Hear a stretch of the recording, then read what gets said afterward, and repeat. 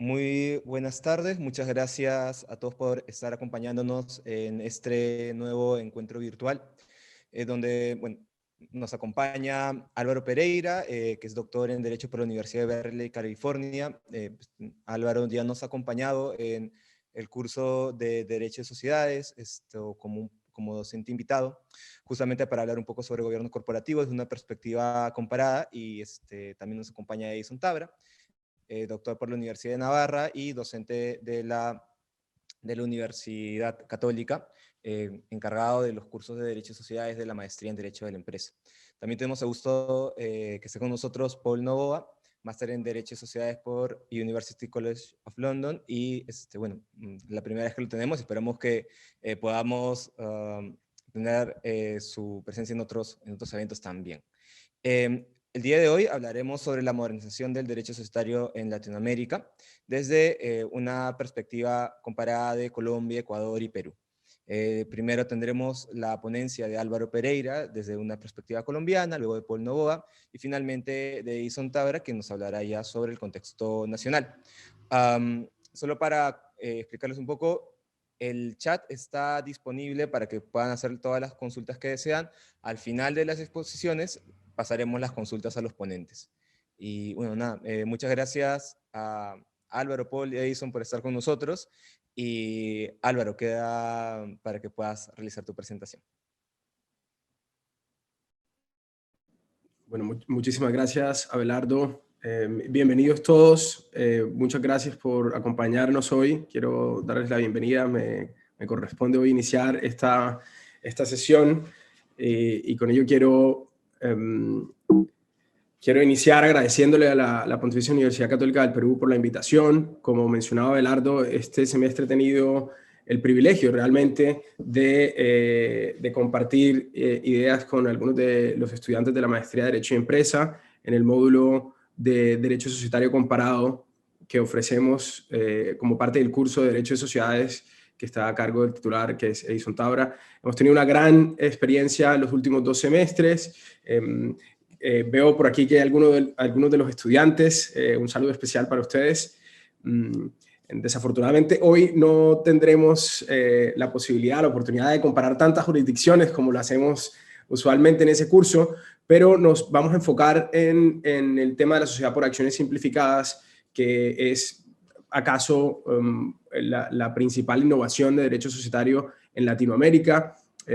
Hemos considerado que es pertinente que inicie yo solo por el hecho de que en Colombia fue el primer país en donde se implementó, pero no con ello para afirmar que ha sido necesariamente la historia de éxito más relevante, porque creo que tendremos intervenciones de Ecuador y Perú en donde podremos comparar y reflexionar sobre qué se puede hacer mejor o cómo hemos ido mejorando la forma en que se diseñan las sociedades por acciones simplificadas en Latinoamérica.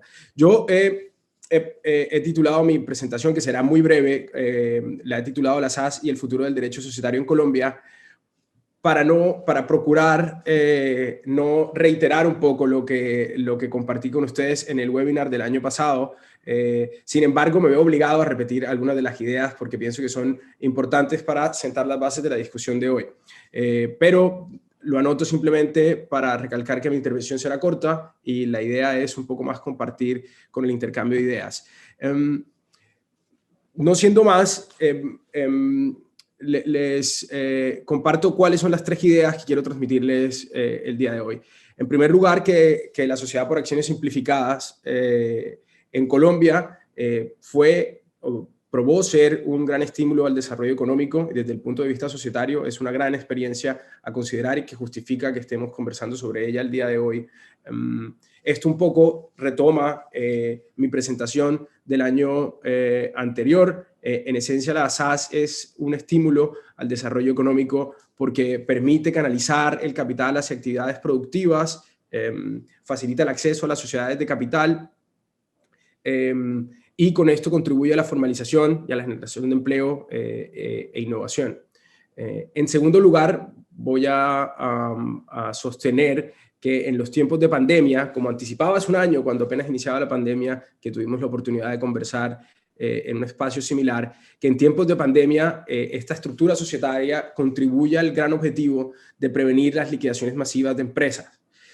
No tenemos datos definitivos, pero podríamos hacer, digamos, que un comparativo sobre, por lo menos, cuáles fueron las iniciativas legislativas que procuraron prevenir las liquidaciones masivas, y yo me referiré brevemente a cómo la SAS facilitó que se emitieran iniciativas con, por lo menos en papel, digamos, un mayor grado de efectividad en Colombia. Y por último, quiero referirme a el futuro de la modernización del derecho societario en América Latina, sabiendo que tenemos esta experiencia de Colombia de ya 10 años de la Sociedad por Acciones Simplificadas. ¿Cómo podemos aprovechar esta y otras innovaciones en el derecho societario para mirar hacia el futuro?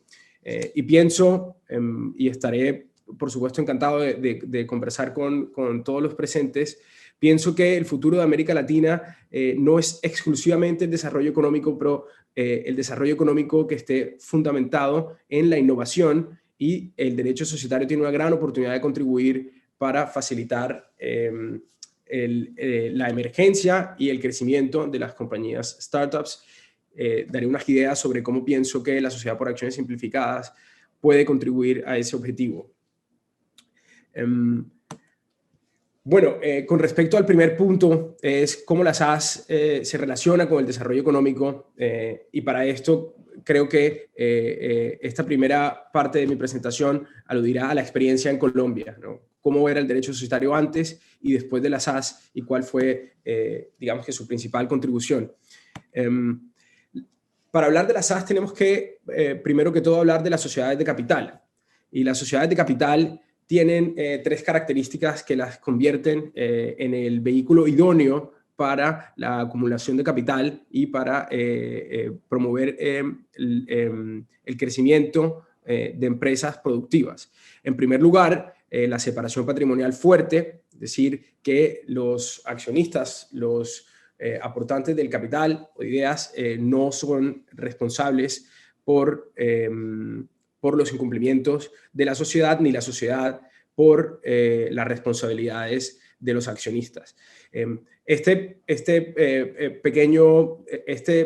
aspecto, que parece muy obvio desde el punto de vista societario, es crucial para conversar sobre las sociedades por acciones simplificadas, porque todas las sociedades tienen determinado grado de separación patrimonial, pero no todas tienen un grado de separación patrimonial fuerte que delimite estrictamente la responsabilidad de los accionistas y la responsabilidad de la sociedad por acreencias de los accionistas. En sociedades con características híbridas, con características personalistas, esta separación puede ser débil, y un juez eventualmente puede interpretar que en determinados casos los socios pueden responder solidariamente por acreencias de la sociedad. En las sociedades de capital esta regla es fuerte. La segunda característica es que el capital está dividido en acciones, es decir, en títulos que dan derechos políticos y derechos económicos sobre el ente jurídico. Y por último, que la junta directiva es la que está encargada de la administración, o el directorio también está encargada de la administración. Este último aspecto muy relevante porque implica que la valoración de la sociedad está fundada en su desempeño y no en los activos de los accionistas. Es decir, el directorio tiene esta gran responsabilidad de generar valor a través de sus actos. Por este motivo, las sociedades de capital se consideran el vehículo idóneo y han sido en gran parte responsables del acelerado crecimiento económico del siglo XX. En mi intervención del año pasado traía a colación un dato que, insisto, siento que continúa siendo relevante, que es que el historiador Yuval Noah Harari la ha identificado como una de las grandes innovaciones de la humanidad, y así como él, otros tantos pensadores que no tienen relación directa con el derecho societario han considerado que las sociedades de capital, la sociedad anónima, es el gran motor del desarrollo económico en el siglo XX, a pesar de otras, digamos, de ciertas consecuencias externas que pueda tener en la sociedad. siendo estas las tres características de las sociedades anónimas, como quiera que las sociedades anónimas ofrecen estas tres características a las empresas y a los emprendedores, las economías capitalistas han establecido ciertos costos para acceder a la sociedad de capital. Los emprendedores que quieran acceder a este vehículo deben pagar costos de registro de sociedades, un capital mínimo y en perspectiva histórica lo que estos costos han generado es que no sea accesible constituir una sociedad anónima. Sin embargo, todos sabemos que por lo menos desde el año 2003, cuando el Banco Mundial empezó a publicar su estudio del Doing Business, los costos para constituir una sociedad de responsabilidad limitada, por lo menos, han ido en declive. Esta gráfica nos muestra cómo alrededor del mundo, en algunas regiones, de manera más acelerada que en otras, los costos para registrar una sociedad de responsabilidad limitada se han ido reduciendo. Y con ello, si bien el Doing Business mide exclusivamente las sociedades de responsabilidad limitada, los costos de registro y de constitución de una sociedad anónima también se han ido reduciendo paulatinamente. Es decir, que la gran barrera o el gran reto que tenía el derecho de sociedades, que era facilitar el acceso a la sociedad anónima por estos tres beneficios que otorga a las empresas, este gran objetivo se ha ido cumpliendo en gran medida por la visibilización que este estudio del Banco Mundial, el estudio anual, le ha dado a la importancia de los costos de constitución de sociedades. Pero los costos no son exclusivamente de constitución. Existen otros costos que han hecho que las sociedades de capital sean inaccesibles para ciertos emprendedores y que los ponen en desventaja frente a otros que sí tienen los medios para acceder a ella. Ciertas reglas para para la operación de los órganos sociales, como la junta directiva o la contabilidad, reglas para la resolución de conflictos, son reglas que desde el derecho societario han contribuido a que la sociedad anónima sea accesible solo para ciertos grupos muy reducidos de empresas en los países de América Latina, en los países alrededor del mundo y en particular en América Latina. Digamos que sería el diagnóstico de la SAS en Colombia. Es decir, las sociedades de capital ofrecen una gran ventaja, oportunidad para que las empresas contribuyan al desarrollo económico por las tres características que he mencionado, pero en Latinoamérica estos costos que vemos en la presentación, en la diapositiva, eran comparativamente altos frente a otras jurisdicciones de similares características. Y ello ponía a países de América Latina en una desventaja para generar nuevas empresas competitivas y también para que estas empresas atrajeran capital. Por eso, parte de la gran contribución que tuvo la Sociedad por Acciones Simplificadas en Colombia es que ofrecía un acceso a un ente jurídico, a una sociedad de capital con las características esenciales, pero que tenía reglas dispositivas, es decir, que estos costos que generaban las reglas estrictas de regulación de órganos sociales y resolución de conflictos eran reglas dispositivas. Es decir, el capital está dividido en acciones que las partes pueden regular libremente y los órganos sociales también pueden ser regulados por las partes. Por ello, desde la introducción de la Sociedad por Acciones Simplificadas en Colombia en el año 2008, parte de los beneficios que le ha otorgado el derecho societario a los empresarios, el desarrollo económico de Colombia, ha sido que quienes constituyen la Sociedad por Acciones, que como mencionaba, tiene costos reducidos de constitución, pero también de operación, por cuanto se redujeron las reglas que gobiernan a los órganos sociales, por todos estos beneficios de simplificación de costos, trámites y de reglas de operación, la mayoría de empresas en Colombia tienen comparativamente frente al escenario que había antes, un mayor acceso al crédito, hay formalización, es decir, es más fácil para empresas de todo tipo constituirse formalmente y acceder al crédito. Hay un acceso, aquí hay un pequeño error de digitación, hay un acceso mayor a la financiación externa porque las sociedades por acciones simplificadas pueden emitir acciones a inversionistas externos y se ha facilitado también la resolución de conflictos que identifiqué como uno de los grandes costos que tenía la sociedad anónima, porque la introducción de la sociedad por acciones simplificada también aclaró, digamos, una situación, y es que las disputas entre los conflictos entre accionistas o entre accionistas y junta directiva pueden solucionarse mediante arbitraje. El impacto de las SAS en Colombia es claro. Más del 95% de las sociedades colombianas son sociedades por acciones simplificadas. El vuelco hacia las SAS por los beneficios que ella ofrece, algunos de los que he mencionado hoy y otros que por tiempo no he podido mencionar, por cuenta de estos beneficios, más del 95% de sociedades colombianas son SAS. Hay ciertas excepciones relevantes, pero son simplemente porque la ley así lo indica. Por ejemplo, para cotizar en bolsa debe adoptarse la sociedad anónima abierta y otras sociedades particulares que requieren tener un tipo societario especial. Todas las demás en Colombia suelen ser sociedades por acciones simplificadas porque, como anticipaba, ofrecen todos estos beneficios. En los pocos minutos que me quedan, creo que la diapositiva no ha estado bien, pero el segundo punto que quería compartirles es que en tiempos de pandemia la sociedad por acciones simplificada también supuso dos ventajas. En primer lugar, para los empresarios supuso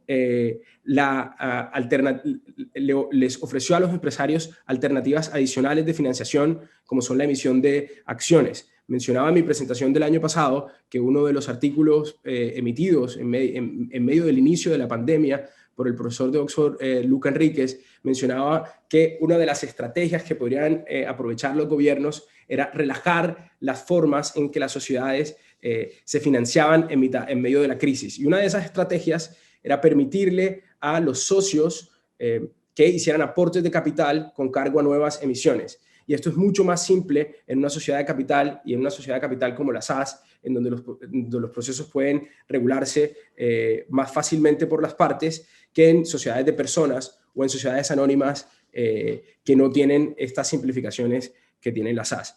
Y por otro lado, el segundo beneficio para los gobiernos es que facilitó la emisión, el diseño de políticas públicas, por cuanto la mayoría de sociedades eran sociedades por acciones que tenían el mismo tipo societario. El gobierno colombiano emitió los primeros decretos dirigidos a prevenir liquidaciones masivas, incluían explícitamente disposiciones que facilitaban medidas como la que he mencionado, en la que los accionistas pueden contribuir a que la sociedad se recupere fácilmente, lo cual habría sido mucho más difícil con otros tipos societarios. Mi tercer y última intervención es sobre el futuro del derecho societario en América Latina y cómo podremos aprovechar esta experiencia de la SAS para pensar hacia el futuro. Como mencionaba, la SAS ha ofrecido grandes ventajas. La experiencia de Colombia nos enseña que en tiempos de estabilidad económica, la SAS contribuyó al desarrollo económico, facilitando la formalización empresarial, y en tiempos de pandemia facilitó el diseño de políticas públicas por parte del Estado y también le permitió a los empresarios acceder a ampliar sus alternativas de financiación. A pesar de esto, y como quiera que no tenemos un diagnóstico definitivo sobre la pandemia, el último punto debería ser reflexionar sobre cómo pensar en el futuro del derecho societario y qué más, digamos, qué tareas, qué asignaturas están pendientes para que el derecho societario tenga una incidencia aún mayor en el desarrollo económico. El gran reto, en mi opinión, es promover la innovación a través del derecho societario. Una de las fórmulas es facilitando a los emprendedores acceder a inversión externa. Las SAS, como yo mencionaba, al reducir los costos de creación de empresa, permite que ciertos emprendedores puedan formalizarse e iniciar un proyecto de emprendimiento fácilmente y sin muchos costos comparativamente. Aún así, el gran reto es convencer a un inversionista extranjero, a un inversionista externo, perdón, a que colabore en la financiación y el crecimiento de la sociedad. Por eso en la imagen podemos ver cómo en una mano está el capital y en otra están las ideas. Los grandes emprendimientos son muy fuertes por el lado de las ideas, pero sin un aporte de capital suficiente no dejan de ser más que ideas. Es lo que conocemos en la doctrina comparada como el dilema de la doble desconfianza, que el emprendedor, por un lado, no confía en el capitalista y el capitalista no confía en el emprendedor. Si ambos van a ser accionistas de la misma compañía y esperan que ésta crezca de manera descomunal y que realmente genere una innovación con alto impacto, deben poder ser capaces de lograr un acuerdo en donde ambos resulten beneficiados. Y es en este punto donde el derecho societario puede contribuir y la SAS ya ha dado ciertos pasos concretos. En primer lugar, una de las reglas, uno de los cambios que mencionaba era la flexibilidad para estructurar los directorios. Las sociedades de capital tenían este beneficio de la administración delegada mediante directorios o junta directiva que permitía que personas especializadas se encargaran de las decisiones empresariales. La flexibilidad para establecer los directorios puede contribuir a que emprendedores y capitalistas logren acuerdos que sean mutuamente beneficiosos, compartiendo diversas funciones en los directorios. Esto puede generar nuevos problemas si es que, por ejemplo, alguna de las partes se reserva el derecho de tener siempre una representación en el directorio, porque genera la pregunta de si este individuo es responsable hacia los accionistas como un todo o si es responsable ante el inversionista o el emprendedor que lo ha nominado. A pesar de ello, tener una regulación flexible de los directorios le permite a un inversionista aportar capital, ser un accionista minoritario, pero tener una incidencia directa en la dirección de la compañía, lo cual puede aumentar la confianza entre ambas partes. El segundo elemento son las acciones. Mencionaba que la sociedad por acciones simplificada permitió que se emitieran acciones que las partes, al constituir la sociedad o en el curso de su actividad, pudieran emitir acciones reguladas por las mismas partes. Por ejemplo, pactar derechos de recompra, regular derechos de preferencia en la adquisición de nuevas emisiones o acciones preferenciales convertibles en ordinarias en determinados eventos de liquidación. Todas estas características que pueden ser aprovechadas por inversionistas y emprendedores para aumentar la confianza entre ellos. Entonces, por ejemplo, para un inversionista será muy importante tener un derecho preferencial en las nuevas emisiones. Pues si la compañía requiere de capital adicional para continuar expandiéndose, el inversionista podría participar en esa nueva emisión y no ser diluido. Otros de los privilegios que pueden aprovecharse al emitir acciones preferenciales son estrategias para evitar la dilución, como que en nuevas emisiones se aumenten ciertos derechos de quienes ya tienen determinados tipos de acciones. Y por último, los acuerdos de accionistas. En este punto quisiera resaltar que la Sociedad por Acciones Simplificadas de Colombia fue una de las más innovadoras en este punto, pues explícitamente se establece que los acuerdos de accionistas deben ser respetados por los directorios, por las juntas directivas que han sido notificadas de ello. Esto permite que un acuerdo de accionistas sea invocado para impedir que una transacción se apruebe cuando el objetivo o el mecanismo por el cual se aprueba dicha transacción es contrario al acuerdo de accionistas. Es un avance importantísimo, puesto que en el caso contrario, que es lo más común alrededor del mundo, los acuerdos de accionistas son simplemente un contrato entre las partes y su incumplimiento simplemente genera perjuicios a favor de la parte cumplida y a cargo de la parte incumplida. si los acuerdos de accionistas pueden ser invocados y ejecutados por los directores, las juntas directivas, pueden ser aprovechados por inversionistas y emprendedores para complementar los acuerdos que se generen en los estatutos de las sociedades.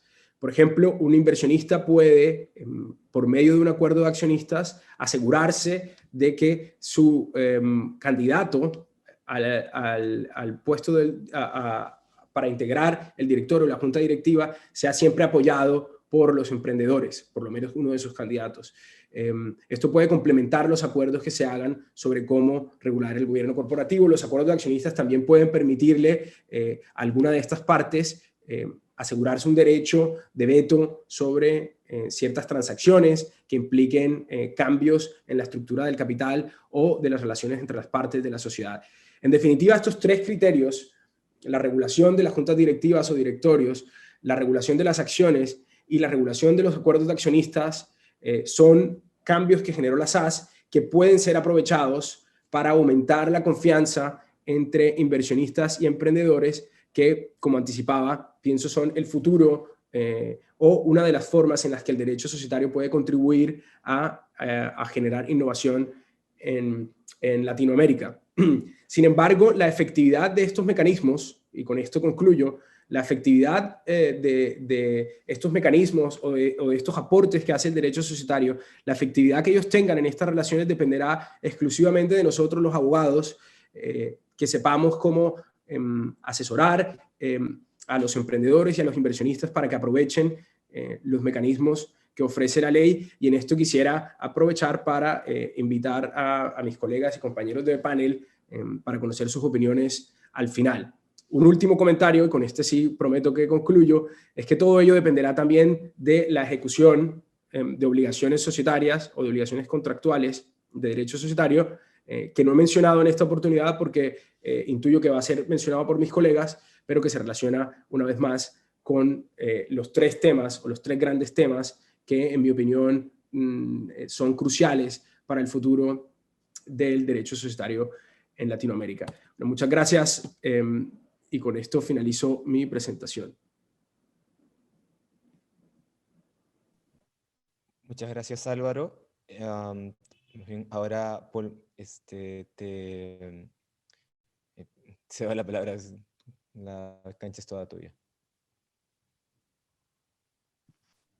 Hey, bueno, muy buenas tardes con todos. Muchísimas gracias por su amable invitación. Qué gusto estar acá, si sea telemáticamente, con mis contertulios y con los asistentes a esta importante charla.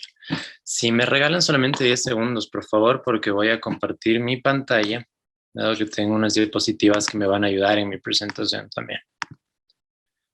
Listo, no sé si tal vez me pueden confirmar si es que se pueden observar las diapositivas, por favor. Perfecto, sí. Sí, se ve perfecto. Chévere, muchísimas gracias. Bueno, debido a la premura del tiempo, creo que podríamos comenzar. Como ustedes pueden ver en la diapositiva, mi nombre es Paul Nova Velasco, y el día de hoy, gracias a la cordial invitación de Edison, de Álvaro, y bueno, de la Facultad de Derecho de la Universidad Católica, de la Pontificia Universidad Católica del Perú, voy a conversar brevemente acerca de la implementación de las sociedades por acciones simplificadas en el Ecuador. Y también expondré las razones por las cuales, en mi opinión personal, las SAS suponen la más grande innovación de la historia de nuestro derecho societario. Así que con estas líneas introductorias, podríamos señalar que, de manera preliminar, antes de la vigencia de las sociedades por acciones simplificadas, en el Ecuador veníamos aplicando la ley de compañías que estaba vigente en el país desde 1964, ¿sí? Y no solamente deberíamos tomar en consideración esta información, sino que, como un dato anecdótico, también cabría señalar que nuestra ley de compañías, la ley ecuatoriana, se fundamentó básicamente en el Código de Comercio, expedido en 1906, norma que a su vez se inspiró mayormente en el Código de Comercio de Napoleón de 1807. Así que, como ustedes pueden observar, hasta antes de las reformas societarias introducidas en el 2020, en el Ecuador no solamente llevábamos aplicando una ley societaria que en el fondo tenía 56 años de vigencia, sino que por esta misma razón nuestra ley societaria estaba plagada de principios, de instituciones y de disposiciones de origen decimonónico. Y por esta razón, también la regulación de las especies societarias tradicionales se caracterizaba en primer lugar por la existencia de normas imperativas que restringían la autonomía de la voluntad al actuar como una camisa de fuerza que impedía a los socios o accionistas determinar libremente la estructura de gobierno, de administración y de fiscalización interna de las sociedades mercantiles. Y en segundo lugar, por esta misma razón y por la inspiración decimonónica de nuestras disposiciones societarias tradicionales, las sociedades mercantiles ecuatorianas estaban regidas por un marco normativo dogmático y excesivamente formal. Así que este era el marco que se encontraba vigente en el país hasta antes de las reformas introducidas en el 2020. Teniendo estas consideraciones en mente, dentro del ranking Doing Business, particularmente en el subíndice de apertura de negocios, del cual, bueno, ya fue referido por Álvaro en su genial presentación, cabe señalar que el Ecuador, hasta antes de las reformas introducidas en el 2020, se encontraba en el puesto 177 de entre 190 economías con relación a la facilidad o a la velocidad para la apertura de un negocio. Es decir, como todos ustedes pueden observar, al Ecuador le separaban 13 lugares del último lugar en todo el mundo con relación al índice de apertura de negocios. Y este punto particularmente considero que guarda relación con el carácter excesivamente formal y dogmático para la apertura o para la incorporación de las especies societarias tradicionales. Así que con todas estas consideraciones en mente, como ya lo he mencionado anteriormente también, el 28 de febrero del 2020 se publicó la Ley Orgánica de Emprendimiento e Innovación. Y entre muchos otros aspectos interesantes, esta ley introdujo al contexto societario ecuatoriano a la sociedad por acciones simplificada. Y básicamente, de acuerdo con esta ley, la SAS ecuatoriana provee a los inversionistas o a los emprendedores una figura asociativa flexible y dispositiva que permite conjugar la libertad contractual con el poder financiero de las sociedades por acciones y con la seguridad jurídica que es propia y característica del principio de responsabilidad limitada. Así que de esta manera, con relación ya a las principales características de la sociedad por acciones simplificadas ecuatoriana, cabe señalar que en primer lugar encontramos que nuestras SAS, las SAS ecuatorianas, se caracterizan por la supresión de barreras de entrada para su constitución.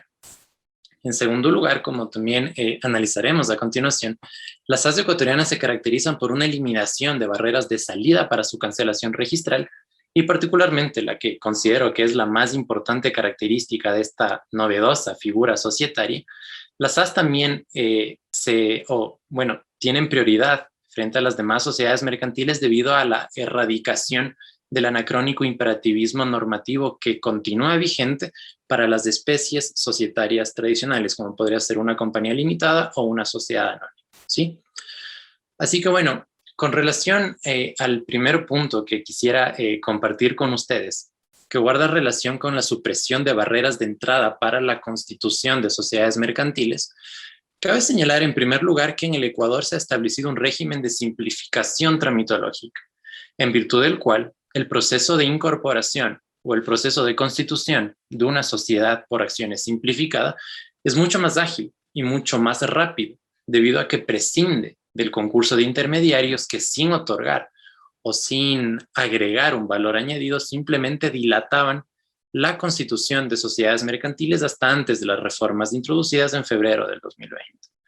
Y solamente como un dato estadístico derivado de las labores informativas de la Superintendencia de Compañías, Valores y Seguros del Ecuador, podría compartir con ustedes que en la actualidad el 54% de compañías constituidas en el país son sociedades por acciones simplificadas, tomando en consideración que la ley que las reconoce está vigente solamente desde el 28 de febrero del 2020. Y también cabe señalar que la Superintendencia de Compañías, Valores y Seguros, en este proceso de simplificación tramitológica al que hice referencia anteriormente, ha establecido un proceso de constitución electrónica de las sociedades por acciones simplificadas, en donde cualquier persona a través de sus ordenadores o a través de sus computadoras podrían constituir una SAS en menos de 20 minutos. a través simplemente de llenar una información dentro del portal para cumplir con los mínimos o los requisitos mínimos establecidos por la ley. Así que partiendo del régimen anterior, en donde más o menos tomaba 3 meses constituir una compañía, en la actualidad una SAS puede ser constituida en 20 minutos si es que se lo hace de manera electrónica. Así que este proceso, la implementación de este trámite electrónico, más bien dicho, demuestra con claridad que el principal objetivo con relación a la supresión de barreras de entrada ha sido absolutamente cumplido, ya que al haberse implementado este régimen de simplificación tramitológica, los emprendedores y los empresarios pueden beneficiarse de todas las ventajas derivadas de la incorporación de una persona jurídica de una manera mucho más ágil, sencilla y rápida. Y tomando en consideración que este trámite tampoco tiene costo alguno dentro del portal electrónico de la Superintendencia de Compañías. Ahora, con relación también a este punto de supresión de barreras de entrada, cabe señalar que la regulación de la SAS ecuatoriana también ha prescindido o ha decidido eliminar o apartarse de ciertos dogmas societarios que, bueno, lastimosamente continúan vigentes para las especies societarias tradicionales. Y entre estos dogmas, personalmente considero que el más importante avance que la regulación de la SAS en el Ecuador ha tenido es el reconocimiento categórico y expreso de la unipersonalidad societaria originaria. ¿Y qué quiere decir esto? Básicamente que una SAS puede ser constituida a través de un acto unilateral por un solo accionista o a través de un contrato, a través o mediante el concurso de 2 o más personas que participaran en este proceso de incorporación. Así que la regulación ecuatoriana de la SAS, apartándose de ciertos criterios dogmáticos o semánticos, inclusive que tomaban más en consideración aspectos formales, ha adoptado consideraciones, o ha adoptado más bien dicho, consideraciones de eficiencia económica para permitir a la unipersonalidad societaria originaria y de este modo también buscar o procurar que negocios que otrora quedaban en la informalidad se formalicen a través de esta novedosa y paradigmática, me atrevería a decir, especie societaria. Así que para recapitular esta primera característica o este primer elemento de la SAS en el Ecuador, podríamos indicar que la supresión de barreras de entrada supone una ventaja significativa de esta especie societaria frente a las demás. Ahora, con relación al segundo elemento característico de la regulación de la SAS en el Ecuador, podríamos señalar que esta especie societaria se aparta del anacrónico imperativismo normativo societario que lastimosamente, como ya lo indiqué también anteriormente, continúa vigente para las especies societarias tradicionales, ¿sí? ¿Y qué quiere decir que una SAS se aparta del imperativismo normativo societario? Básicamente que son los socios o accionistas y no la ley quienes están llamados a determinar la estructura de gobierno, de administración y de fiscalización interna de la sociedad de acuerdo con las características o de acuerdo con sus necesidades operacionales. Y por esta razón, en palabras del gran Aurelio Gurrea Martínez, la SAS es considerada como un paradigma de innovación jurídica. Para adentrarnos con un poco más de detalle a esta característica, podríamos señalar que con relación a la libertad estructural que la Ley Orgánica de Emprendimiento e Innovación ha otorgado a la SAS, los accionistas en la actualidad gozan de absoluta y una amplísima libertad para determinar cuál es la estructura de gobierno, la estructura de administración y la estructura de fiscalización interna que mejor responda y se adecue a sus necesidades operacionales. De este modo, con relación a los órganos de gobierno, el artículo 231 de la Ley de Compañías Ecuatoriana determina que las juntas generales, o bueno, las asambleas de accionistas, para el caso de la SAS, son los máximos órganos de gobierno social, ¿sí? Y dentro de este marco conceptual, la Ley Orgánica de Emprendimiento e Innovación ha establecido una amplísima libertad para determinar la estructura de gobierno, insisto, que mejor responda y se adecue a las necesidades operacionales de los accionistas. Así que de este modo, por ejemplo, dentro del ámbito de la SAS, también como Álvaro ya lo mencioné en su presentación, en el Ecuador se podrían emitir diversas clases de acciones que otorguen a sus tenedores diversos derechos también de acuerdo con las reglas que ellos libremente hubieran resuelto estipular en el Estatuto Social. O de la misma manera, de acuerdo con la regulación ecuatoriana, la reunión de las asambleas de accionistas o de las juntas generales podrían ser celebradas a través o por intermedio de medios telemáticos, justamente, para evitar o para superar aquel anacronismo que lastimosamente hasta antes del 2020 continuaba vigente, que impedía la celebración de juntas generales cuando algún socio o algún accionista no se encontraba físicamente en el mismo lugar que los demás. O también se podría, a través de unos acuerdos de accionistas, particularmente del pacto de sindicalización accionarial, encauzar el ejercicio del derecho de voto dentro de las asambleas de accionistas. Así que, para recapitular en este punto, los accionistas de una SAS cuentan con absoluta libertad y absoluta flexibilidad para determinar la estructura de gobierno que mejor responda a sus intereses operacionales. De la misma manera, con relación a los órganos de administración, y a diferencia de lo que nosotros podríamos encontrar en otros tipos o en otras especies societarias, como por ejemplo la sociedad anónima abierta que cotiza sus acciones en bolsa, una SAS no tiene la obligación de contar con un consejo de administración, junta directiva o directorio, ya que los accionistas gozan igual con muchísima flexibilidad para determinar la estructura de administración que mejor responda a sus intereses. Así que de este modo, una SAS bien podría ser administrada por una sola persona en la figura de su representante legal, o podrían establecerse subrogaciones si es que sí los accionistas lo desean, o podrían establecerse estructuras un tanto más complejas de gobierno corporativo, como podría ser, por ejemplo, la creación o la estipulación de un mismo directorio dividido en varios comités. Así que, a diferencia de lo que sucede en otras especies societarias, en la SAS también existe una amplísima libertad estructural para fijar las reglas del juego que mejor se adecúen a los intereses de los accionistas con relación a la estructura administrativa del ente. Y finalmente también, a diferencia de lo que sucede en otras especies societarias, dentro de la SAS no existe la obligación categórica de contar con un órgano de fiscalización interno, como podría ser un comisario, bueno, en el caso colombiano, un revisor fiscal, ¿verdad? Sin embargo, si es que los accionistas así lo consideran oportuno y adecuado, podrían acordar dentro del estatuto social sin ningún inconveniente la creación de un comisario, de un compliance officer o de cualquier otro órgano de fiscalización interna que coadyuve a supervigilar o a controlar la marcha administrativa de las sociedades mercantiles. Así que, bueno, con relación a este punto de la libertad estructural, para efectuar un resumen de todo lo que les he comentado, cabe señalar que los accionistas de una SAS gozan de absoluta flexibilidad y libertad para determinar básicamente cómo una SAS ecuatoriana será gobernada, cómo una SAS ecuatoriana será administrada y cómo una SAS ecuatoriana será internamente fiscalizada, de acuerdo con sus necesidades operacionales y de organización interna, ¿sí? Ahora, con relación también a este punto de primacía del estatuto frente a la ley, creería súper importante realizar un análisis comparativo entre la regulación de la SAS y la regulación de las demás especies societarias reconocidas por nuestra ley de compañías. Si es que nosotros revisamos el artículo 1 de nuestra ley de compañías, vamos a encontrar que la gradación normativa o la jerarquía normativa para los tipos societarios tradicionales es la siguiente.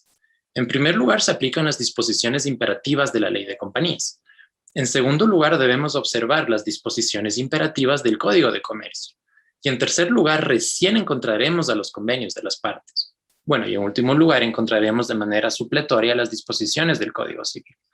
Así que, como ustedes pueden observar, dentro del ámbito de una especie societaria tradicional, como podría ser una sociedad anónima o una compañía de responsabilidad limitada, la autonomía de la voluntad está restringida por la existencia de normas imperativas, que actúan como una camisa de fuerza que impiden a los socios o accionistas determinar libremente las reglas del juego y que les permitiría a ellos también eventualmente encauzar de mejor manera sus actividades operacionales.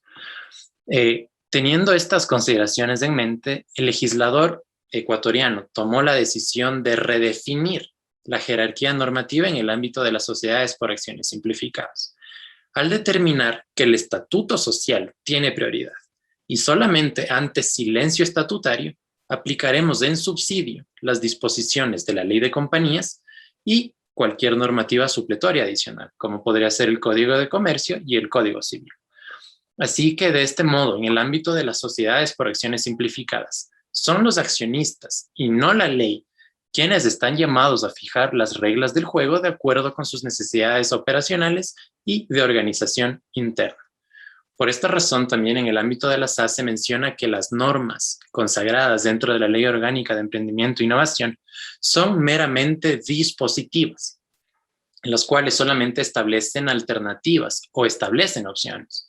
Y también se ha reconocido a los accionistas la libertad de acogerse a este marco mínimo o de apartarse de aquel marco mínimo para fijar, de acuerdo con sus necesidades, cuáles serían las reglas del juego que mejor respondan a sus intereses, ¿sí? Y bueno, con relación a la tercera y última característica de la SAS ecuatoriana, que guarda relación justamente con la supresión o con la eliminación de barreras de salida para su cancelación registral, cabe señalar que dentro de la Ley Orgánica de Emprendimiento e Innovación también se ha flexibilizado el régimen de cancelación de las sociedades por acciones simplificadas, toda vez que se tomó en consideración un hecho que es muy evidente. Si es que existen altísimos costos de salida, esto también actuaría como un elemento de disuasión para la adopción de la forma societaria. Así que un fomento al emprendimiento, un fomento al sector empresarial no solamente requeriría de la supresión o de la eliminación de barreras de entrada, sino también de la supresión de barreras de salida, cuando la cancelación registral de una sociedad mercantil fuera operacionalmente la única alternativa existente en ciertas ocasiones o en ciertos casos. Y de este modo también la instrumentación del trámite abreviado de disolución, que es como se lo conoce de acuerdo con nuestra legislación, solamente requiere de un documento privado, el cual deberá ser inscrito directamente en el registro de sociedades de la Superintendencia de Compañías, Valores y Seguros. Así que este proceso también, al prescindir del concurso de intermediarios, supone una instrumentación mucho más rápida y mucho más ágil de este proceso abreviado de disolución cuando, insisto, operacionalmente fuera la única alternativa existente en ciertos casos. Ahora veo que ya estoy justo con el tiempo, así que a manera de conclusión y para ya dar por terminada mi presentación, podríamos señalar que es indudable que la emergencia sanitaria derivada del brote del COVID-19 inexorablemente generará una crisis económica, y ha generado una crisis económica en todo el mundo. Y dentro de este contexto, la sociedad por acciones simplificada constituye un vehículo adecuado para fomentar el emprendimiento a través del establecimiento de formas asociativas flexibles que resultan aptas para captar inversiones. Y de este modo también en tiempos de pandemia, y esperemos que también en lo venidero, las SAS coadyuvarán a la formalización de negocios que otrora se manejaban informalmente.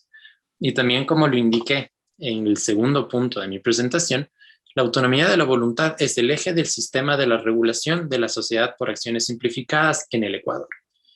Y bueno, para finalizar, quisiera compartir con todos ustedes de esta cita, que es atribuida a Yves Guillon, quien fue el encargado de presentar el proyecto para reconocer a la Sociedad por Acciones Simplificada ante la Asamblea Nacional Francesa en 1994. Y él básicamente indicó que las SAS son una isla de libertad en un océano de reglamentación, ¿sí? Así que si es que existe alguna idea que quisiera que ustedes se lleven de esta charla, sería esta justamente, que las SAS, debido a su flexibilidad y debido a la prioridad que se otorga a la autonomía de la voluntad, son una isla de libertad dentro de aquellos océanos de reglamentación que suelen ser nuestros ordenamientos societarios latinoamericanos. Con esta idea culmino mi presentación y una vez más les agradezco a todos ustedes por su atención y por su amable invitación. Espero que tengan buenas tardes. Muchas gracias, Paul. Más bien ahora pasaríamos con la presentación de Edison. Bueno, muchas gracias, Abelardo. También agradezco al programa de Maestría en Derecho de la Empresa de la PUC por la invitación.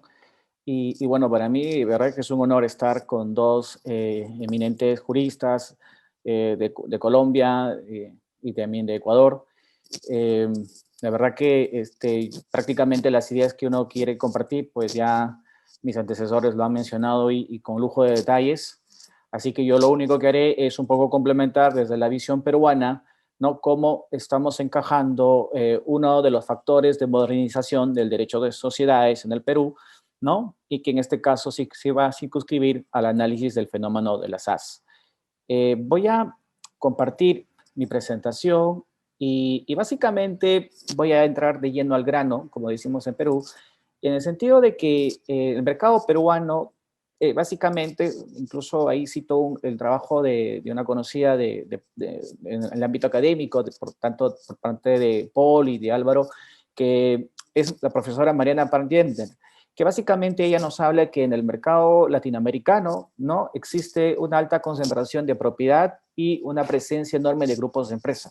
En el caso del mercado peruano, si bien es cierto el estudio de la profesora Mariana no está incluido, sí me permite, igual por la experiencia y por otros estudios, mencionar que coincide, ¿no? Tenemos incluso, hasta hace poco ha habido un gran debate sobre el tema de cómo se debía incluir, ¿no?, o hasta qué punto se debía incluir la ley de control de fusiones y adquisiciones. Esto debido a que nuestro mercado ya está altamente concentrado en diversas industrias. Otro punto es la existencia de grandes grupos empresariales que tanto de capitales extranjeros como capitales nacionales también se encuentran en nuestro mercado, que también está tendiendo pues a tener una alta concentración de la propiedad, que evidentemente, como sabemos, hoy en día por el ámbito político en el que nos encontramos, pues existe una alta inestabilidad y una alta sensación de inseguridad jurídica. Otro punto es la influencia que siempre juegan las empresas del Estado, ¿no? En el Perú, sobre todo aquellas que están circunscritas o no al ámbito del FONAFE, pues sí, ellas todavía siguen ejerciendo una alta influencia, sobre todo en el interior del país, y que generan alrededor suyo unas economías locales que evidentemente también les da un cierto protagonismo, tanto en el ámbito tributario como también en el ámbito económico. Y otro punto que me gustaría destacar del modelo peruano, del mercado peruano, es básicamente lo que mencionaba el término del profesor John Armburu, quien justamente nos decía que una de las cosas del derecho societario es de que debe priorizar en sus regulaciones, ¿no?, proteger los intereses de aquellos que están vinculados al capital, ¿no?, que en este caso toman el nombre de los adjusting créditos, ¿no?, y que dejemos precisamente a aquellos que no lo son, la posibilidad de que su propia regulación pueda, ¿no?, establecer las propias reglas. Esto en la teoría, pero en la práctica no ha sucedido. Y un ejemplo es la SAS peruana. ¿Por qué? Porque en el caso de la SAS peruana, y esto lo desarrollaré más adelante, sucede algo muy particular, y es de que a diferencia de los países de Sudamérica que han ido implementando esta legislación, en el caso peruano ha imperado la visión más propia de considerar las SAS como una forma de sociedad anónima tradicional, es decir, que ¿no? Se implementen las reglas y que estas reglas se deben de cumplir de manera concreta, específica, ¿no? Y siguiendo las pautas que tradicionalmente hoy en día en el Perú se exigen, por ejemplo, para la constitución de una sociedad anónima cerrada o una sociedad anónima ordinaria, ¿no? Entonces, bajo este punto de vista, pues ha habido un problema, y es de que cuando se ha querido, por ejemplo, dar la posibilidad de incorporar alguna característica propia de la SAS, por ejemplo, el ámbito del cambio dinámico de los objetos sociales, en el caso de la SAS peruana, se ha tenido que hacer vía derecho administrativo, por ejemplo.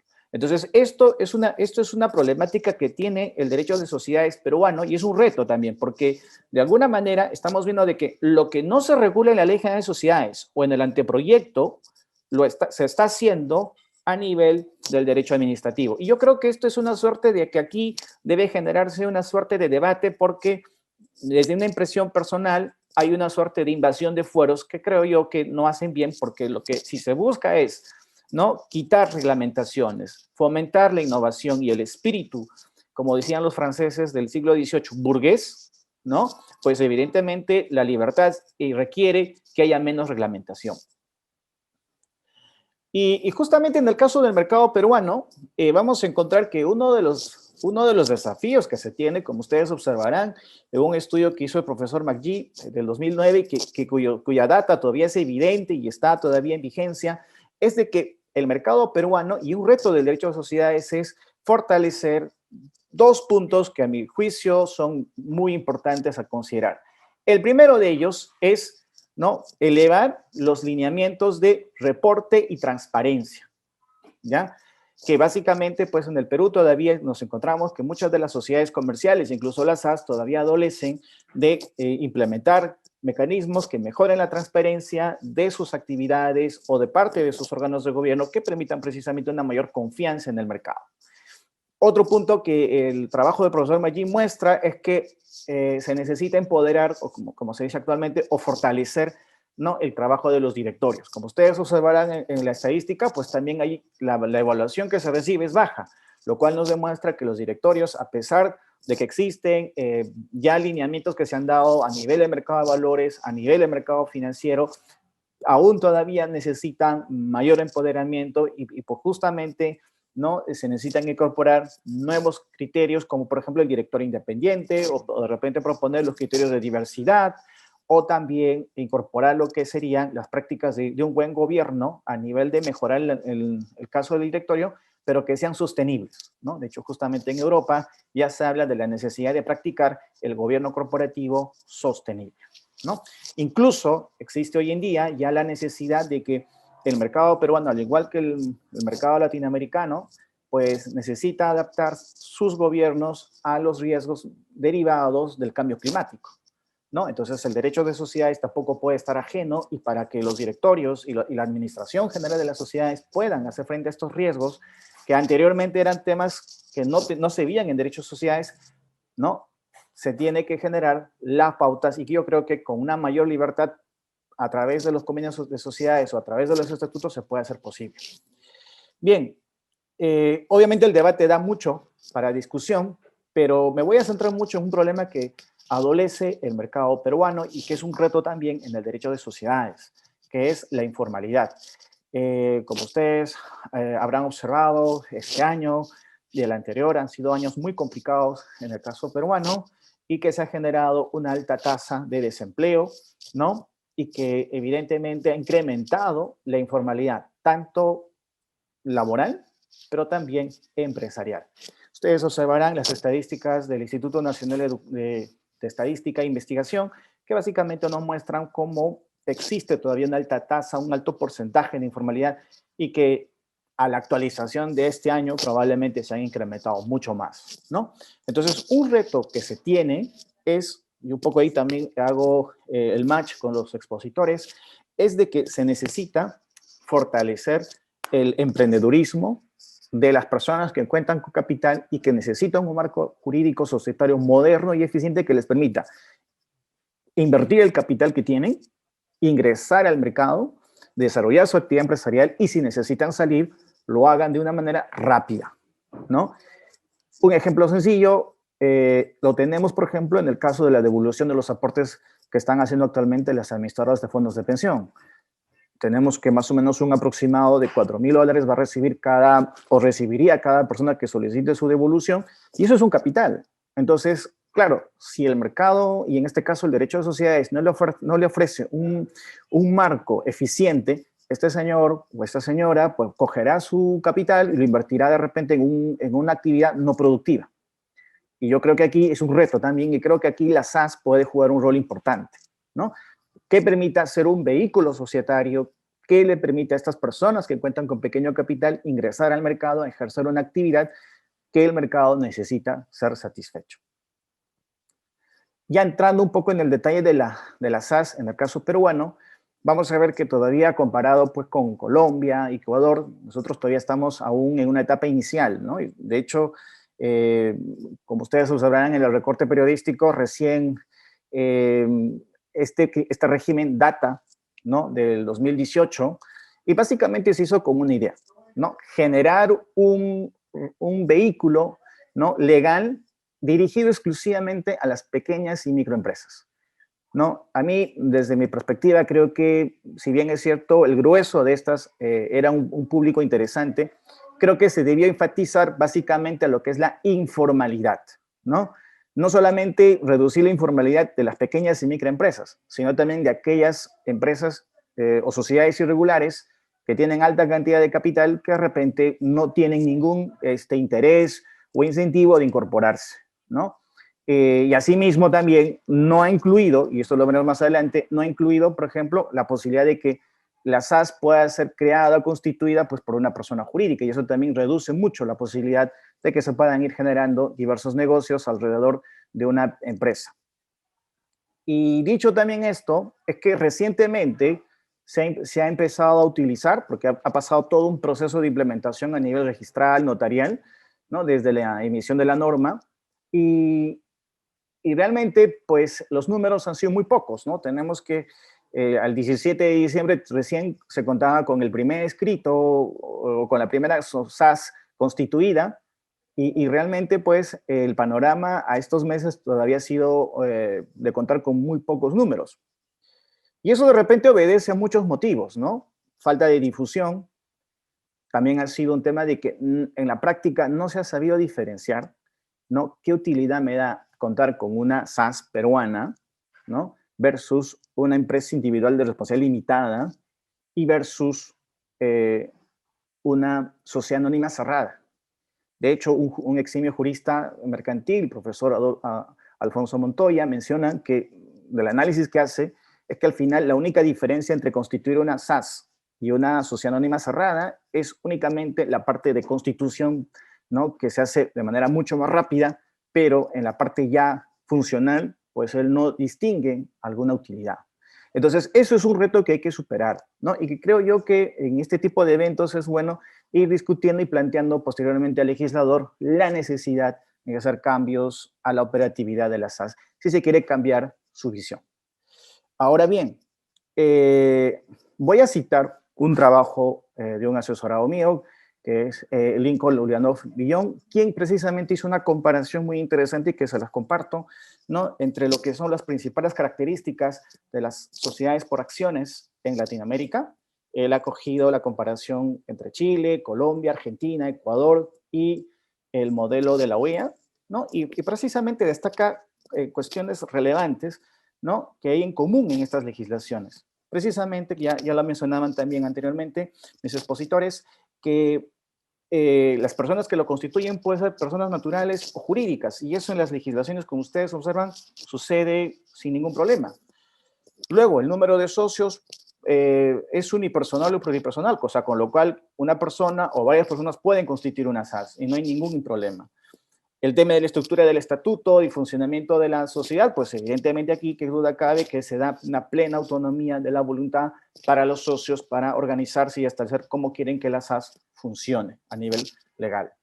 Otra cosa, es importante también los documentos para la creación, ¿no? Como ustedes observan en esta comparación que hace el alumno, pues los documentos son sencillos y no necesitan, ¿no? Tener que pasar por diversas barreras de tipo jurídico, que es un poco lo que limita o suele pasar cuando uno quiere constituir una empresa, ¿no? En el tema de los aportes permitidos, se aceptan cualquier tipo de aportes, eso se basa en función a la libertad de elección, ¿no? Y en el caso de los pagos de los aportes, pues se dan plazos adicionales distintos a su creación.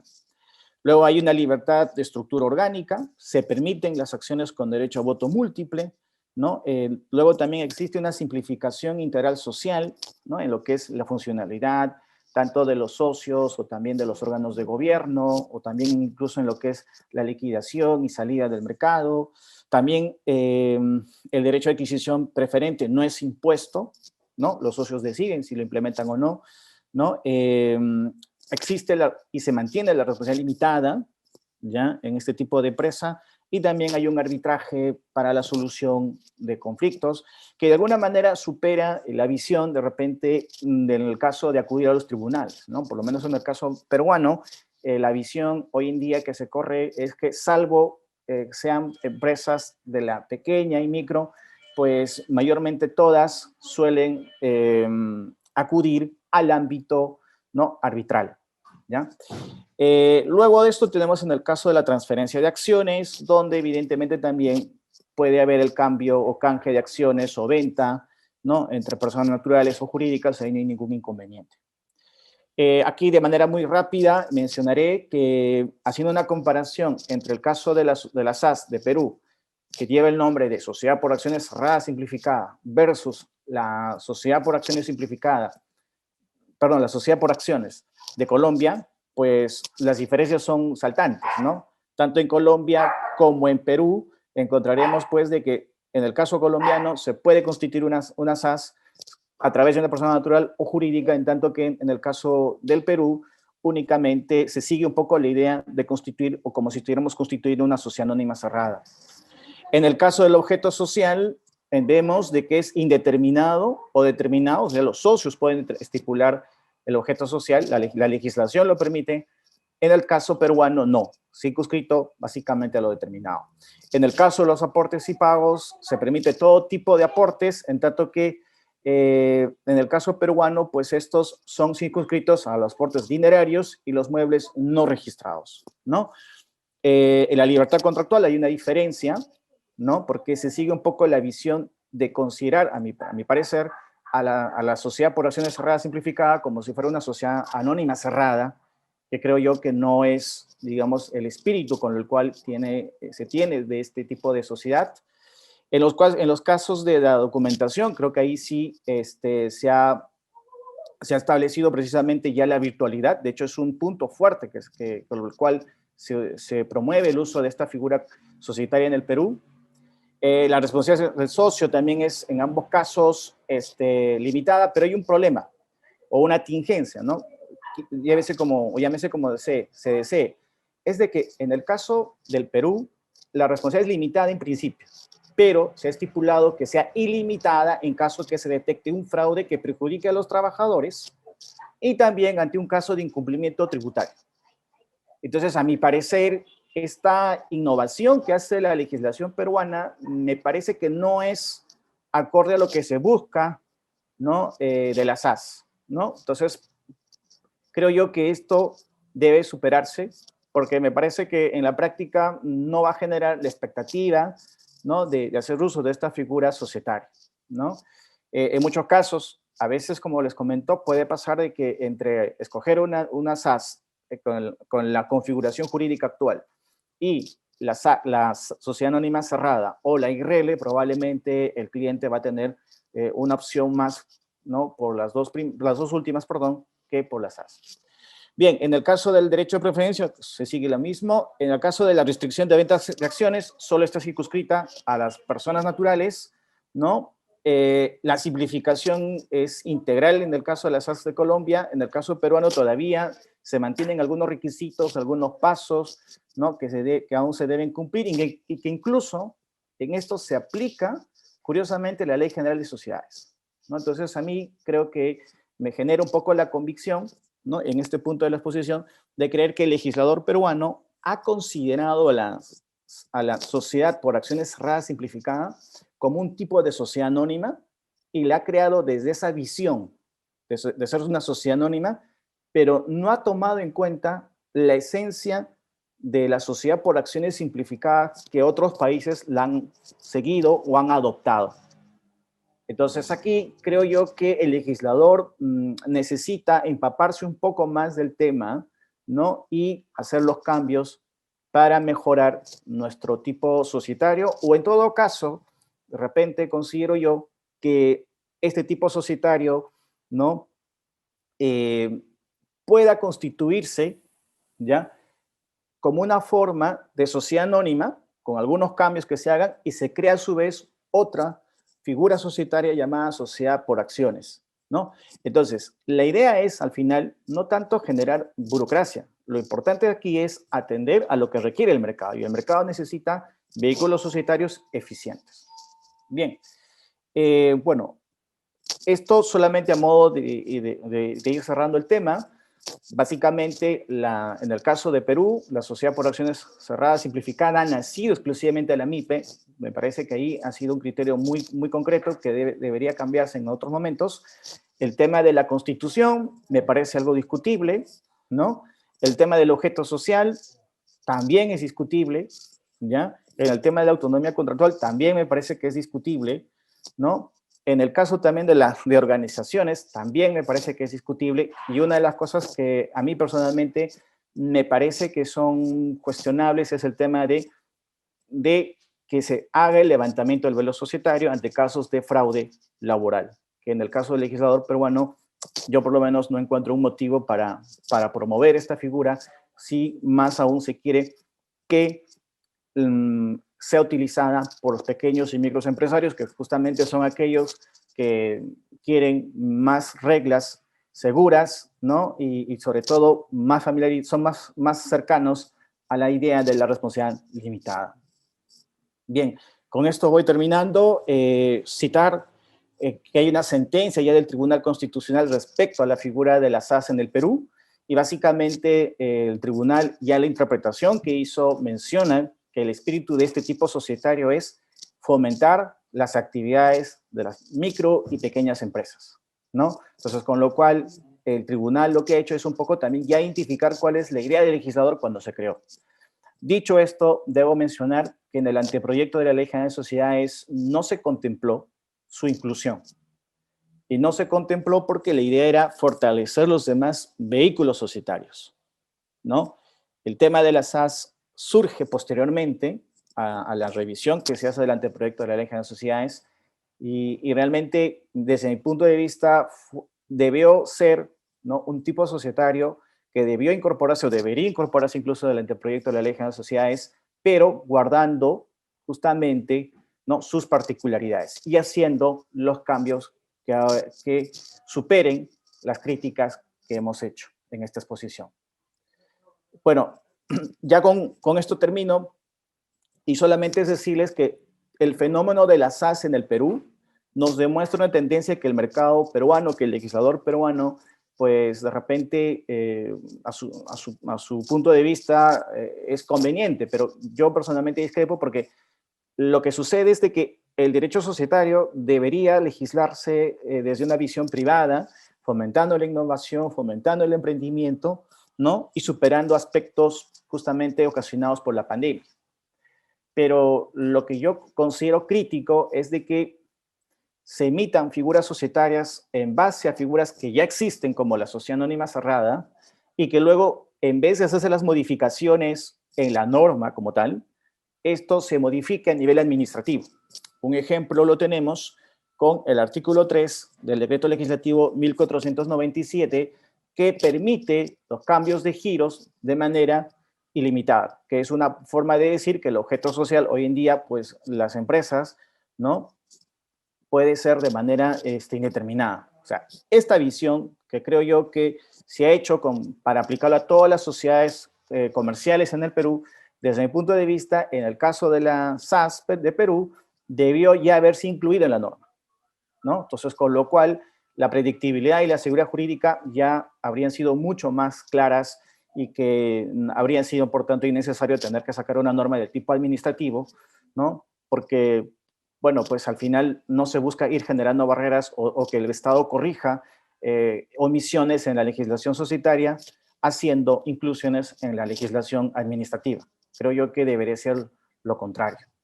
Y bueno, solo para terminar, es que en el caso del Perú, yo identifico como conclusiones que jurídicamente no hay un atractivo, en el caso de nuestra sociedad por acciones cerradas simplificada con la SAC y con la ERL, ¿no? Mi visión es que la SAS, en el caso de Perú, sigue la esencia de una sociedad anónima tradicional en el Perú, sobre todo la cerrada, pero desoye las exigencias del mercado, sobre todo aquellas suscitadas por el caso del COVID-19, y cuando ha tratado de solventarlo, pues ha hecho modificaciones a nivel del ámbito administrativo, ¿no? Personalmente pienso que el caso del levantamiento del velo societario, el tema del objeto social indeterminado, ¿no?, o el número de socios, son pautas que restringen que la SAS pueda usarse de manera masificada en el caso peruano, ¿no? Y creo yo que ahí surge justamente el debate en el cual deben hacerse estos cambios, porque la idea no es pensar que la SAS te permite hacer actos de constitución digital y solamente ahí se agote su visión de utilidad. No, deben haber más cosas y que creo que ahí todavía queda pendiente de conversar.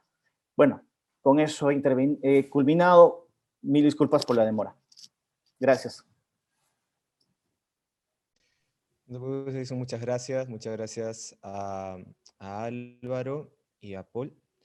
Bueno, está abierto el chat en caso deseen hacer alguna consulta o duda. Lo que sí me llamaba la atención es un poco o mi duda es cómo llega la legislación a los mismos empresarios, ¿no? Entonces, no sé cómo, por ejemplo, ahí se manejaba en Colombia, en Ecuador, simplemente la legislación se da y listo. O sea, ya la fuerza del mercado, la necesidad de formar una empresa es lo que les lleva a analizar. Porque un punto muy importante que ha dicho Edison es el problema de la informalidad en nuestros países. Entonces, parte de la idea es traerlos hacia la formalidad, pero claro, la sola publicación de una norma no lo hace, ¿no? Ya están en un mercado informal, la idea es sacarlos de ahí. Entonces, no sé cómo lo han manejado en Ecuador y en Colombia. Yo empiezo yo otra vez. Muchas gracias por la pregunta. Particularmente en el caso ecuatoriano, creo que sería súper importante destacar la labor de la Superintendencia de Compañías, Valores y Seguros, dado que como tú bien lo mencionas, la mera publicación de una ley no es suficiente, siempre se requiere de campañas de difusión o de campañas de diseminación del contenido de la ley, ¿verdad? Y o para la consecución de este objetivo, la superintendencia ha tomado las riendas de esta necesidad y se ha encargado tanto a través de redes sociales, así como a través de la organización de eventos académicos, de charlas, conferencias, de empezar a divulgar los beneficios que podrían existir para los emprendedores y en general para cualquier empresario que desee actuar a través o utilizando la figura de una SAS. Y creo yo, solo para ya terminar la respuesta, que esta tarea de difusión ha sido bastante fructífera, toda vez que, bueno, 54% de compañías son SaaS a partir del primer año de su vigencia y cada vez vemos que ese número o esa tendencia es creciente debido, insisto, a la campaña de difusión que se viene realizando desde la superintendencia. Y como un segundo punto también podría señalar que la academia debe jugar un rol fundamental en este punto. A través del cambio de estos chips que nosotros tenemos, que se derivan obviamente de las nociones tradicionales que han sido las imperantes durante tanto tiempo dentro de nuestras jurisdicciones. Entonces, tal vez solamente para complementar, creería yo que la academia juega un rol fundamental para empezar a discutir o a debatir sobre estos nuevos principios, estas nuevas ideas, y también para cambiar la mentalidad y para cambiar también el chip de la gente con relación a estas innovaciones jurídicas. Sí, Paul Edison, muchas gracias por su presentación. De verdad, aprendiendo mucho de la experiencia de otros países, yo coincido con Paul en que gran parte de la responsabilidad está en la academia y en los promotores de la ley en ser claros, en explicar las ventajas, pero anotaría dos cosas que me parecen muy relevantes. Bueno, la primera es que depende mucho de la arquitectura de la norma. Bueno, en las próximas semanas saldrá un estudio econométrico que publico en el Journal of Corporate Law Studies. Aquí dejo la cuña para que le busquen, comparando cuál fue la experiencia de la sociedad por acciones en Chile y en Colombia. Y una de las conclusiones a las que llego analizando los datos es que la ley SAS de Colombia, la ley 258 de 2008, tuvo un impacto directo en las preferencias de los emprendedores que ya habían decidido constituir una sociedad. Es decir, una persona que ya había decidido formalizarse tiene un menú de tipos societarios y a esos emprendedores los convencimos de que el mejor tipo societario era la SAS. En un año, más del 90% de nuevas sociedades constituidas en Colombia eran SAS. Entonces, creo que a esa primera pregunta, cómo hacer que quienes ya han decidido emprender, crear una nueva sociedad, escojan la SAS, creo que ahí coincido con Paul 100%, que parte fue responsabilidad de la academia, una muy buena difusión, se aclararon muchas dudas que habían sobre si efectivamente se limitaba la responsabilidad o no, porque tenemos antecedentes de las empresas individuales de responsabilidad limitada, en donde la limitación de responsabilidad no era fuerte. Creo que Edison mencionó algún caso similar en el Perú, en donde a creencias laborales los socios eventualmente podrían ser responsables. Pero esa es solo una dimensión del problema y por eso quiero plantear la segunda, si me permiten, es cómo reducir la informalidad, es decir, que aquellos que no habían decidido registrar una sociedad la empiecen a registrar y además escojan este tipo societario. Y creo que ese es un reto que persiste todavía en Colombia también. Creo que ahí a lo mejor la experiencia de Ecuador, que es más reciente, puede ser informativa para todos nosotros, porque en Ecuador se introdujo la SAS al tiempo que se introdujeron todos estos mecanismos tecnológicos. Colombia, la ley SAS fue una innovación jurídica muy importante, pero la tecnología, digamos, que no estaba tan avanzada como lo está hoy para constituir sociedades en línea y demás, y esto fue, digamos que gradual. Por eso pienso que a lo mejor eso explica cómo mis datos no lograron probar que la SAS en Colombia cambió o motivó a quienes no habían decidido formalizarse a que lo hicieran. El impacto que hubo, insisto, fue que quienes habían decidido constituir una sociedad lo hicieran a través de la SAS, y la principal razón, pienso, es que hubo un estatuto especializado. Y ahí de pronto le doy un pase a Edison a que nos cuente cuál ha sido la experiencia en Perú, porque lo que entiendo de la presentación es que había una opción de crear un tipo societario nuevo o reformar uno que ya existía, y se optó por una alternativa intermedia, que es crear uno nuevo que se parece mucho al anterior. Ahí creo que de pronto la experiencia de Colombia no se aprovechó, en donde tener un estatuto nuevo fue lo que tuvo un impacto directo en cambiar las preferencias. Sí, a ver, como dicen, por alusión, el tema está que en el Perú el debate ha estado más circunscrito al anteproyecto de la Ley General de Sociedades. De hecho, esto fue un trabajo que se comenzó en el 2017 y duró hasta el 2018. Y este año, por los problemas de tipo político que hemos tenido, recién se ha hecho la entrega formal al Ministerio de Justicia para que puedan llevarlo al Congreso y se pueda debatir. Entonces, lo que puedo decir es que principalmente el debate ha estado más en lo que es la discusión de cómo reformar la tradicional sociedad anónima, ¿no?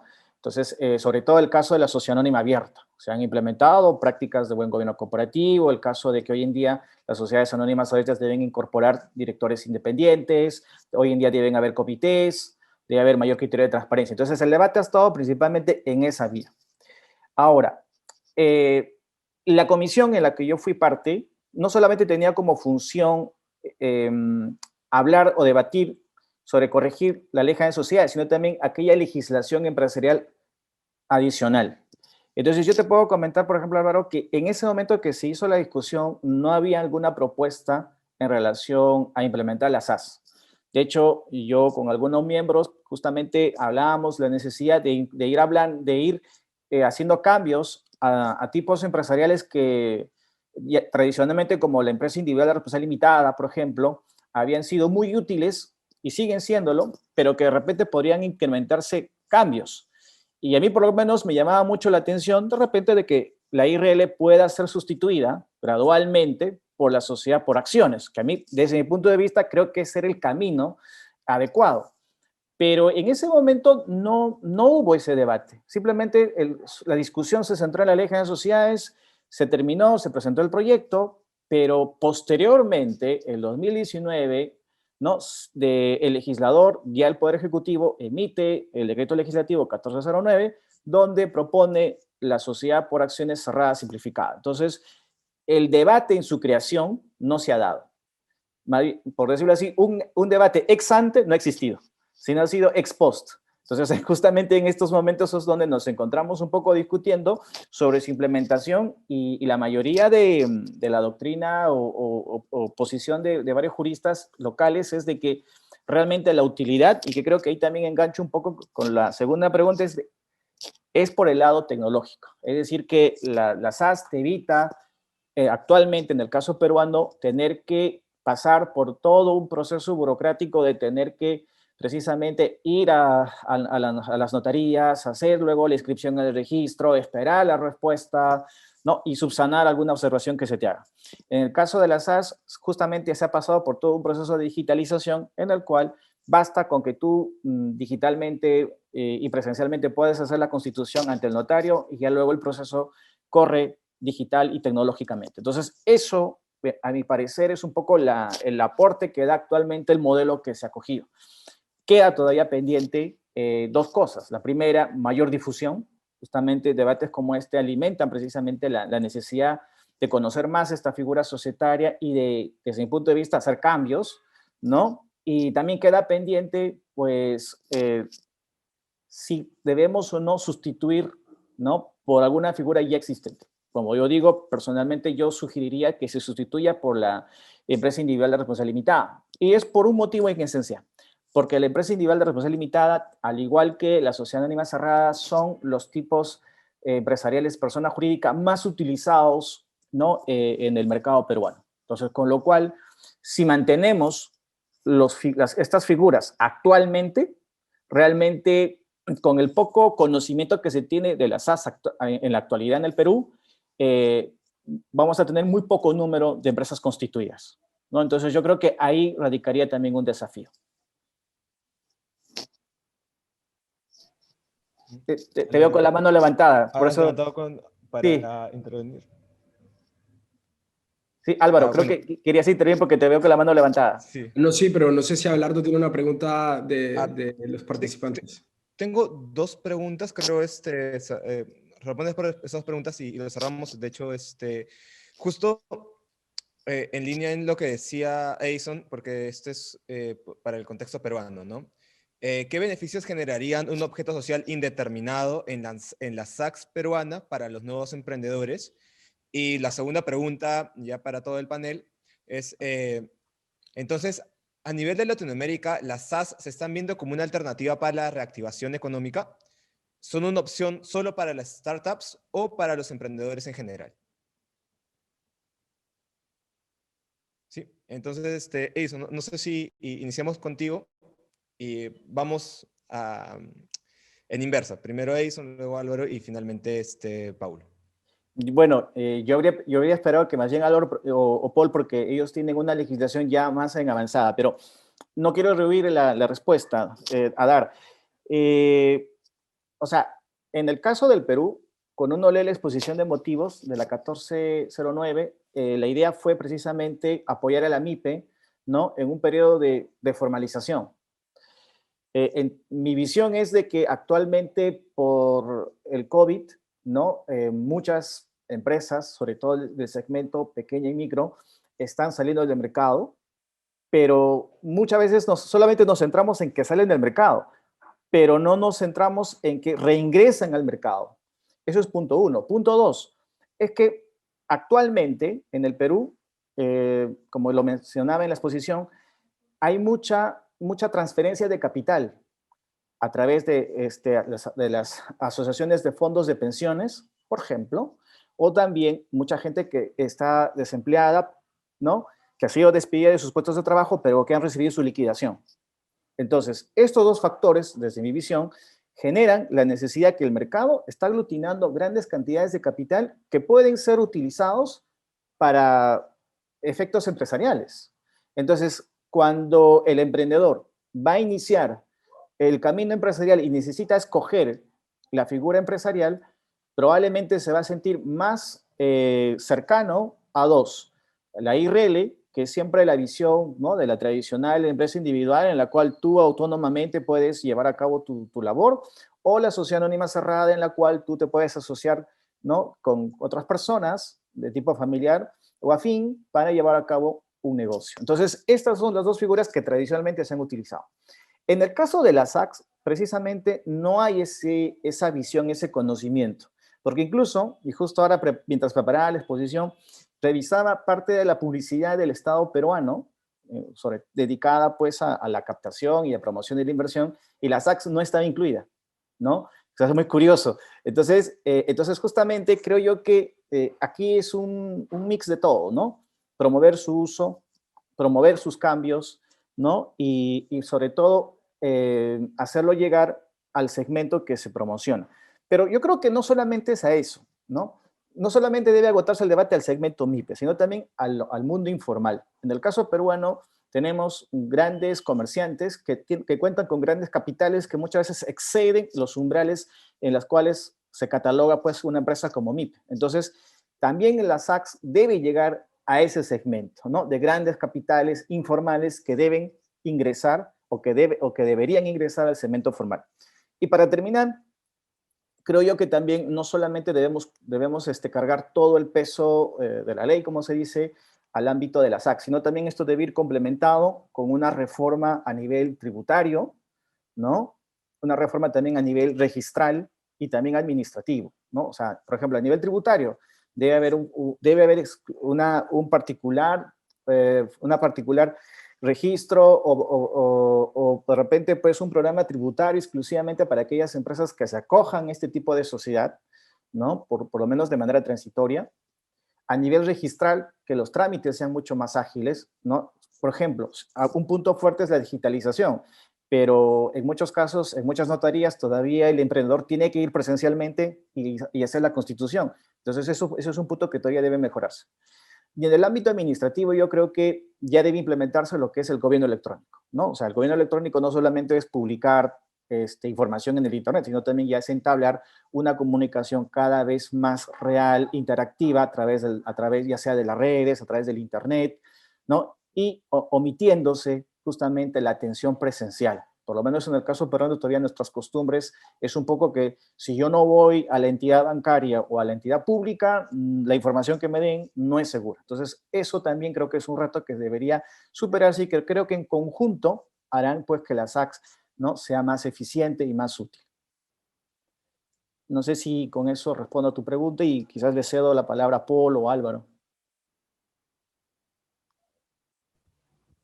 Sí, perfecto. Solo había un tema sobre los beneficios que generan el objeto social indeterminado. O sea, ¿por qué es importante finalmente? Porque tú lo notabas, ¿no? Como una diferencia. En todo caso, ¿por qué es importante que el objeto social sea indeterminado en las SACS para los nuevos emprendedores? Fíjense, yo creo que esa pregunta la van a responder mucho mejor Álvaro que Paul, porque yo todavía tengo en el chip, ¿no?, la visión de la sociedad anónima, ¿ya? Pero lo que sí puedo decir es de que desde lo que he estado defendiendo, creo yo que sería una forma de evitar que desde el ámbito del derecho administrativo se tenga que corregir dichos problemas. Ya lo mencionaba yo, de qué mejora va a tener por el desarrollo de una sociedad, no solamente la SACS, sino también la sociedad anónima, si al final en lo que es el objeto social o es una duración, el Estado va a terminar regulándolo. O sea, no tiene sentido, ¿no? Entonces yo creo que ahí, si la idea es promover un objeto social indeterminado, que se haga desde la ley general de sociedades o de la ley de las SACS, pero no en el ámbito del derecho administrativo, ya sea, por ejemplo, en este caso, el derecho municipal. En el segundo punto, yo creo que, ya viéndolo como preemprendedor, yo creo que sí, es necesario implementar este tipo de objeto social indeterminado porque permite pues cambiar, ¿no?, rápidamente de negocio y eso va mucho más acorde pues a lo que el mercado hoy en día requiere. Y esto nos evita muchos trámites burocráticos, ¿no? El tener que ir a registros, hacer la modificación, eso creo que es muy tedioso. Ahora, me olvidaba, en el ámbito de las contrataciones públicas, también hoy en día ya una empresa que tenga un objeto social determinado y que de repente no tenga mucho parecido al objeto de la contratación pública, se omite, ¿no? Porque hemos tenido justo un caso de corrupción a raíz del COVID y precisamente sucede eso, una empresa que se dedicaba a un negocio X, que postuló a una licitación pública que involucraba un negocio Y, al final la entidad pública le acogió, ¿no? Y no hizo observación alguna de su estatuto y que su estatuto del objeto social era totalmente diferente a lo que había competido. Entonces, esas cosas, por lo menos en el caso peruano, deben superarse. Es decir, que en tanto el Estado y los organismos internacionales que hagan negocios con empresas, más que revisar o proponer cambios a nivel legislativo o administrativo, creo que debe esto seguirse a nivel societario, ¿no? Y bueno, yo creo que lo dejaría ahí para que Paul y Álvaro puedan dar una visión más privatista. Bueno, si me permiten, yo digo dos cosas porque además tenía, mi pregunta cuando levanté la mano era para Paul, entonces creo que ahí hago la transición. No pienso, lo que aprecia uno en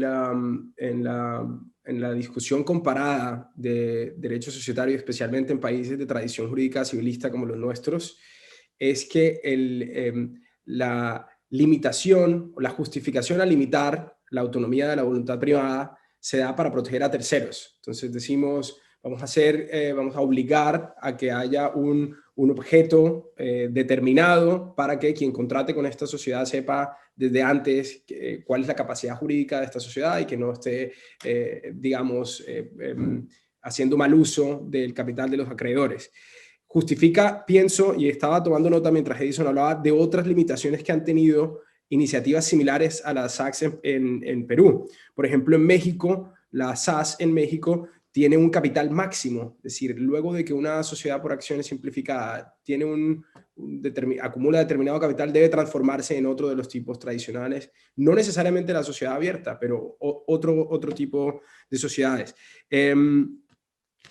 Bueno, y Edison mencionaba también que en Perú otra de las limitaciones a la libertad, a la autonomía de la libertad privada es que solo personas naturales pueden ser accionistas.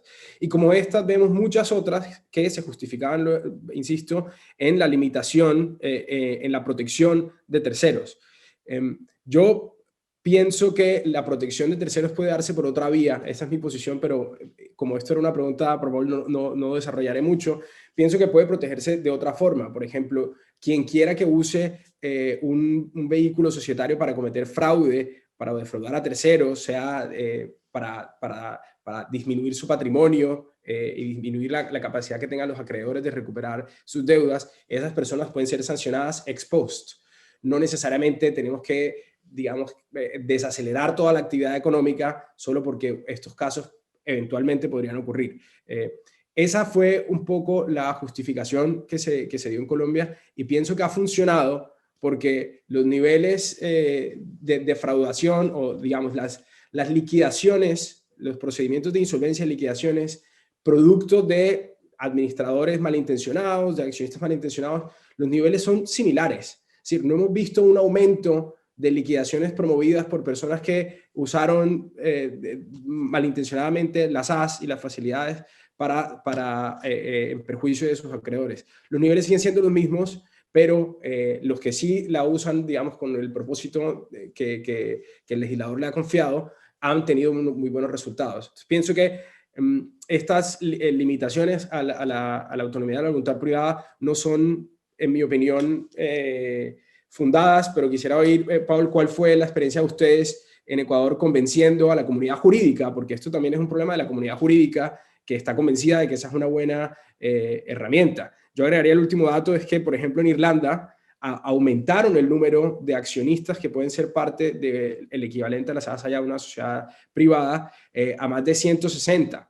Es decir, que ya no hay que convertirse en sociedad anónima simplemente por tener un número de accionistas, una expansión aún más que aquí no conversamos. Pero bueno, Paul, quería saber cómo sortearon ustedes esta dificultad de que la misma academia y la profesión está en contra de la autonomía de la voluntad privada. Bueno, gracias, Álvaro, por la pregunta. Bueno, como lo indicaba en mi presentación, afortunadamente, esa es mi opinión muy personal. En el Ecuador, la autonomía de la voluntad en el ámbito de la SAS tiene prioridad, lo cual quiere decir que siempre las disposiciones estatutarias estarán por sobre las disposiciones de la ley. Y en tal sentido, entre muchos otros aspectos, se relativizó el alcance anteriormente absoluto de la doctrina ultra vires, toda vez que ahora puede una compañía, una SAS, constituirse con objeto indeterminado o también concretar su capacidad operacional a una o a varias actividades de acuerdo con lo que los accionistas hubieran resuelto incluir en el estatuto. Entonces, lo que nosotros tradicionalmente escuchábamos y se escuchaba también dentro del debate en el devenir legislativo de este proyecto de ley es que la doctrina ultra vires protegería a terceras personas, ya que partiendo de un principio de determinación del objeto social, estos acreedores, los terceros, podrían tener pleno conocimiento de las actividades operacionales de la compañía con la cual contrataron. Al respecto, también cuando nosotros fuimos invitados a la comisión legislativa que estaba discutiendo estos puntos, nosotros indicamos que en lugar de proteger a los acreedores podría constituir una seria barrera para la consecución o para la ejecución de actividades que podrían resultar legítimas.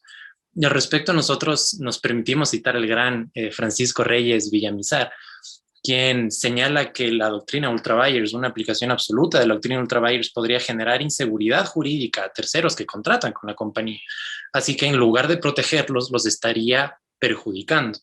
Toda vez que de este modo, si es que, por ejemplo, una compañía celebra un acto, un contrato que excede de su capacidad operacional, estos contratos podrían adolecer de nulidad.